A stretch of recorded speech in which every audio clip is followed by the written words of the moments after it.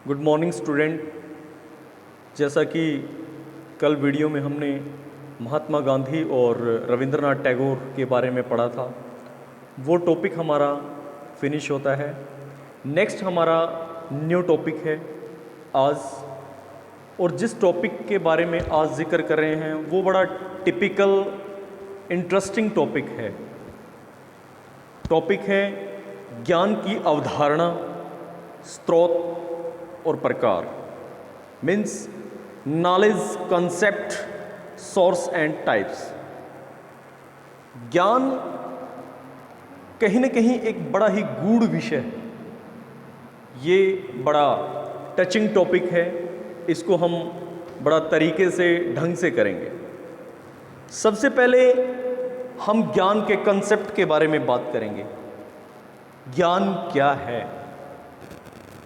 इसकी अवधारणा क्या है, इसके बारे में हम डिस्कस करते हैं। नॉलेज किसी वस्तु के संबंध में या विषय के संबंध में यथार्थ जानकारी होना ज्ञान कहलाता है। मीन्स कोई भी वस्तु है, उसके संबंध में यदि हमें सही जानकारी हो, सटीक जानकारी हो, तो वो कहीं ना कहीं ज्ञान कहलाएगा। ज्ञान के संदर्भ में और भी बहुत सी बातें हैं। ज्ञान के बारे में ही किसी वस्तु के वर्णन से भी ज्ञान का प्रयोग हमें भौतिक जगत व आध्यात्मिक जगत के संबंध के बारे में बताता है।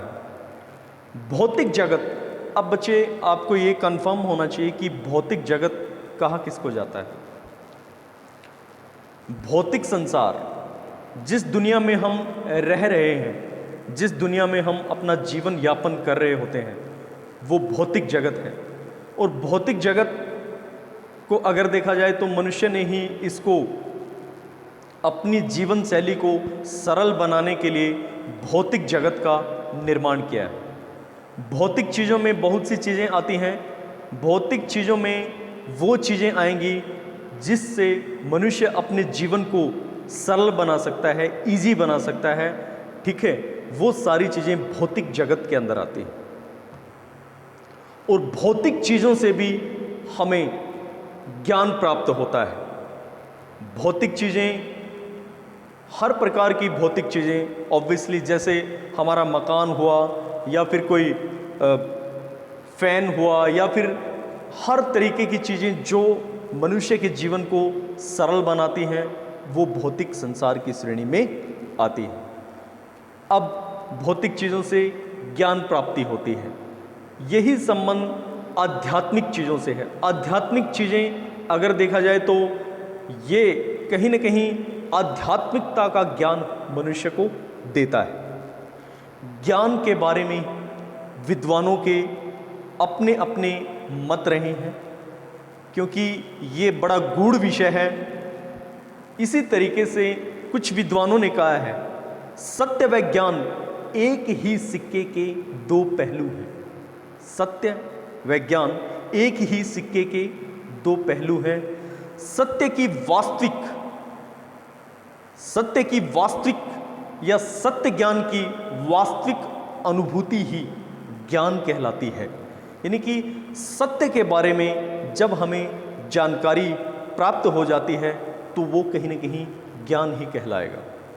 इसके साथ साथ ज्ञान कहीं ना कहीं इंद्रिय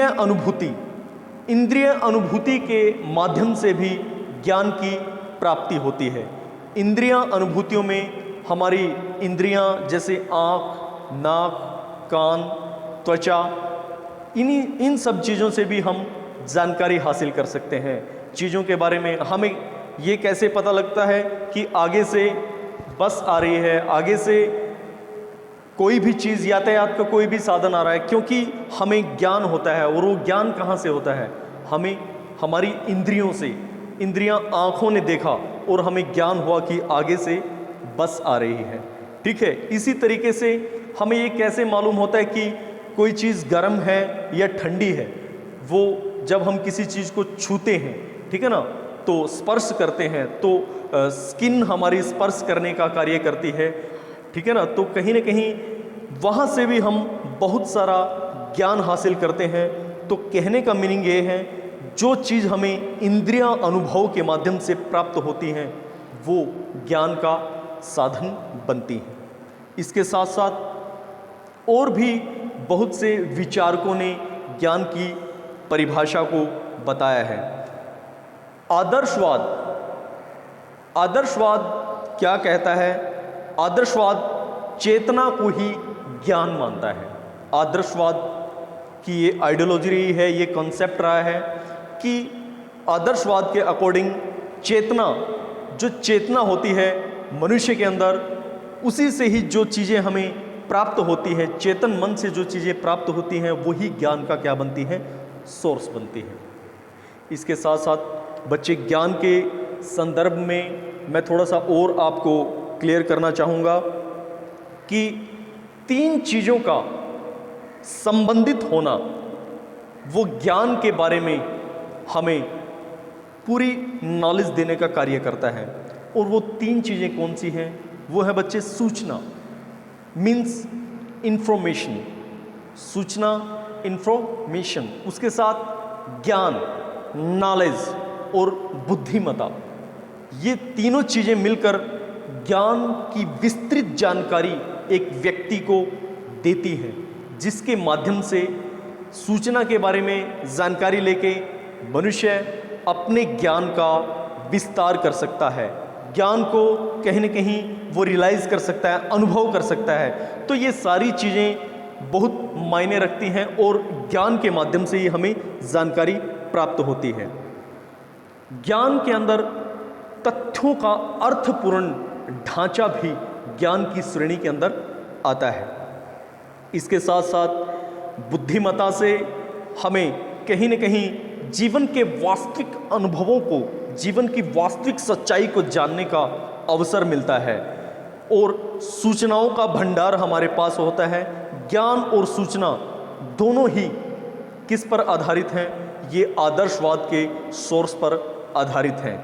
ज्ञान के संदर्भ में और भी बहुत सी बातें बताई गई हैं जिसका हम डिस्कशन करते हैं। ज्ञान के अंदर क्या क्या चीज़ें शामिल होनी चाहिए, क्या क्या जब ज्ञान प्राप्त करते हैं तो हम कहाँ से किस तरीके से नॉलेज लेते हैं, तो उसके बारे में हम बताते हैं। ज्ञान के अंदर कौन कौन से साधन होते हैं जो हमारे ज्ञान को और भी विस्तृत करते हैं। सबसे पहले मनुष्य ही वास्तविक ज्ञान को जान सकता है। इसके साथ क्योंकि मनुष्य के पास वो शक्ति होती है, वो पावर होती है जिसके माध्यम से वो जान सकता है कि वास्तविक सत्य क्या है। इसके बाद सत्य क्या है, सत्य के बाद असत्य क्या है, ये सभी जानकारी, सत्य और असत्य के बारे में जानकारी हमें ज्ञान से ही प्राप्त होती है। जब किसी वस्तु के संदर्भ में हमें जानकारी प्राप्त हो जाती है तो कहीं न कहीं वो हमें बताती है कि ये घटना सत्य है या असत्य है। इसके साथ साथ ज्ञान शब्दकोशीय अर्थ यानी कि dictionary meaning of knowledge. Dictionary क्या कहती है ज्ञान के बारे में? ज्ञान के बारे में डिक्शनरी से हमारा मीनिंग यहाँ पे है ज्ञान शब्द का अभिप्राय। अधिगम बच्चे सीखने से, अधिगम क्या होता है? सीखना। निर्देशन के बाद पहचान मीन्स अंडरस्टैंडिंग, परिचय अथवा सूचना से। तो ये सभी मिलकर ही ज्ञान को कहीं न कहीं जन्म देते हैं और ज्ञान के बारे में विस्तार से इन्हीं साधनों के माध्यम से हम पता कर सकते हैं। इट मीन्स वो कौन कौन सी चीज़ें हैं, मैं एक बार फिर से रिपीट कर रहा हूँ। ज्ञान शब्द का अभिप्राय अधिगम से, अधिगम के बाद निर्देशन से, निर्देशन के बाद पहचान से, पहचान के बाद परिचय से और परिचय के बाद सूचनाओं से। सूचनाओं से इस तरीके की जानकारी हमें हासिल होती है जिसके माध्यम से हम ये सारी चीज़ें जान सकते हैं कि क्या चीज़ सत्य है, क्या असत्य है। इसके बाद बच्चे ये तो था ज्ञान की प्रकृति क्या है, नेचर ऑफ नॉलेज। जिस तरीके से हर व्यक्ति का एक अपना स्वभाव होता है, अपना तरीका होता है, अपना एक सोच होती है, अपना एक नज़रिया होता है, उसी तरीके से ज्ञान की भी बच्चे क्या है, एक प्रकृति है, ज्ञान का भी एक नेचर है। ज्ञान या जानकारी का सिद्धांत इस तरीके से परिभाषित किया जाता है कि ज्ञान के अंदर बहुत से शाब्दिक अर्थ निकलते हैं, ज्ञान के माध्यम से हम निर्देशित होते हैं, ज्ञान के माध्यम से हम प्रकाशित होते हैं, और इसके साथ साथ सीखना, क्रियात्मक निपुणता, ये सब ज्ञान के सोर्स हैं। इसके बाद ज्ञान की प्रकृति की विशेषता वो किस तरीके से है, हम उस पर डिस्कस करते हैं। ज्ञान का नेचर क्या है, ज्ञान कैसा होता है, ज्ञान के अंदर क्या क्या चीज़ें होती हैं, उसके बारे में आज हम डिस्कस कर रहे हैं। ज्ञान सच्चाई तक पहुंचने का क्या है, एक साधन है। देखिए बच्चे, ज्ञान कहीं ना कहीं एक सच्चाई तक पहुंचने का क्या है, साधन है। जब हमें ज्ञान प्राप्त हो जाता है, जब हमें नॉलेज मिलता है, नॉलेज मिलने से कहीं ना कहीं हम सच्चाई तक पहुंच जाते हैं। ठीक है, तो ज्ञान हमारे लिए कहीं ना कहीं सत्य तक पहुंचने का, सच्चाई तक पहुंचने का एक साधन है। उसके बाद ज्ञान के अंदर विचारों का संग्रहण होता है, क्योंकि जब तक विचार नहीं होंगे तो ज्ञान अधूरा है। तो विचारों का होना कहीं ना कहीं बहुत ही आवश्यक है। जब हमारे पास विचार होंगे, शब्द भंडार होगा, तो ही हम ज्ञान के बारे में पता लगा सकते हैं। इसके साथ साथ ज्ञान के अंदर भाषा का भी होना बहुत ज़रूरी है। देखिए बच्चे, विदाउट लैंग्वेज हमारा सारा ज्ञान निरर्थक है, मीनिंगलेस है, उसका कोई मीनिंग नहीं होता। क्योंकि भाषा के बारे में आपको पता है कि भाषा वो साधन है जिसके माध्यम से हम अपने विचारों को क्या बोलकर प्रकट करते हैं, किसी व्यक्ति के साथ कम्युनिकेट करते हैं। तो जब तक ज्ञान के अंदर भाषा नहीं होएगी, लैंग्वेज नहीं होएगा, तो कहीं ना कहीं ज्ञान अपने आप में अधूरा है। उसके बाद बच्चे, ज्ञान के अंदर शब्दों के अर्थ होते हैं, कुछ शर्तें होती हैं, और विचार, ये ज्ञान को क्या बनाता है, ये नींव बनाने में सहायक है, ज्ञान की एक बेस बनाने में। क्योंकि बेस का होना बहुत ज़रूरी है। जब तक हमारे पास एक स्ट्रॉन्ग बेस नहीं होगा, जब तक हमारे पास एक स्ट्रॉन्ग तरीका नहीं होगा, ढंग नहीं होगा, तो हम अपने जीवन में कहीं ना कहीं पिछड़ जाते हैं। तो इसी तरीके से ज्ञान की भी एक प्रकृति रही है, एक नेचर रहा है। ज्ञान का क्या नेचर रहा है कि ज्ञान के अंदर शब्दों के अर्थ होते हैं, ज्ञान के अंदर शर्तें होती हैं, ज्ञान के अंदर विचार होता है। तो ये सारी चीज़ें ज्ञान को बनाने में सहायक सिद्ध होती हैं। नेक्स्ट, ये हम ज्ञान का नेचर कर रहे हैं। नेक्स्ट, ज्ञान का नेचर क्या है बच्चे? ज्ञान सुनिश्चित होता है। इट मीन्स ज्ञान हमेशा ही सुनियोजित तरीके से होता है। ज्ञान के माध्यम से ही हमें पता चलता है कि चीज़ें सुनिश्चित हैं। जब हमें किसी विषय के बारे में सच्चाई पता चलती है, सुनियोजित तरीके से हमें उसके संदर्भ में हम कह सकते हैं कि हाँ, ये कहीं न कहीं सत्य है और सुनिश्चित है, तभी हम ज्ञान को अलग श्रेणी में पाते हैं। तो इस तरीके से हम ये कहेंगे कि ज्ञान के अंदर सुनिश्चितता होती है, ये उसका एक नेचर है। इसके बाद बच्चे, नेक्स्ट है, इसकी पुष्टि हो सकती है। ज्ञान, जब हमें किसी घटना, किसी विषय के बारे में कंफर्म हो जाता है, पता चल जाता है, तो हम उसकी क्या कर सकते हैं? पुष्टि कर सकते हैं, उसको बता सकते हैं, उसको स्पष्ट कर सकते हैं। तो ये सारी चीज़ें ज्ञान के नेचर के अंदर है। इसके बाद ज्ञान के तथ्य होते हैं, तथ्य, फैक्ट्स, बातें। इसके अंदर ज्ञान हमेशा मूल्यों पर आधारित है। देखिए बच्चे, ज्ञान का ये नेचर रहा है कि उसके अंदर तथ्य होते हैं, मूल्य होते हैं, एविडेंस होता है, तभी हम किसी विशेष कंक्लूजन पर पहुंच सकते हैं। तो ये कहीं ना कहीं मूल्य पर आधारित हैं और ये एक इसकी विशेषता भी रही है, फीचर भी रहा है, इसकी नेचर भी रहा है कि इसके अंदर ढांचों का तथ्य होता है और ज्ञान कहीं न कहीं मूल्यों पर आधारित वस्तु है। इसके बाद नेक्स्ट है बच्चे, ज्ञान तर्कशीलता का उत्पादन है। यानी कि जब हमें किसी विषय के संदर्भ में जानकारी हो जाती है, जब हमें चेतना हो जाती है, जब हमें अनुभूति हो जाती है, इंद्रिय ज्ञान के माध्यम से अनुभूति हो जाती है, जब हम किसी चीज़ को स्पष्ट देख लेते हैं, जब हम किसी चीज़ को यथार्थ अपने सामने देख लेते हैं, तो कहीं ना कहीं हम उस पर तर्क कर सकते हैं। तर्क मीन्स विचार कर सकते हैं। विचार करना, विमर्श करना, ये सारी चीज़ें ज्ञान के माध्यम से ही आती हैं। तो ये कहीं ना कहीं ज्ञान का एक नेचर है। इसके बाद नेक्स्ट, ज्ञान की प्रकृति गत्यात्मक होती है। गत्यात्मक अर्थात यह समय व्यतीत होने के साथ साथ बदलता रहता है। देखिए, नॉलेज की एक फीचर, नॉलेज का एक ये भी नेचर रहता है कि वो गत्यात्मक होता है। गत्यात्मक मीन्स चलायमान होता है वो, क्योंकि घटनाएं जुड़ती चली जाती हैं, घटनाएं जुड़ती रहती हैं, और जब घटनाएं जुड़ती हैं तो वो कहीं ना कहीं एक डायनेमिक रूप ले लेती हैं। डायनेमिक रूप वो चलता रहता है, एक प्रोसेस के हिसाब से चलता है।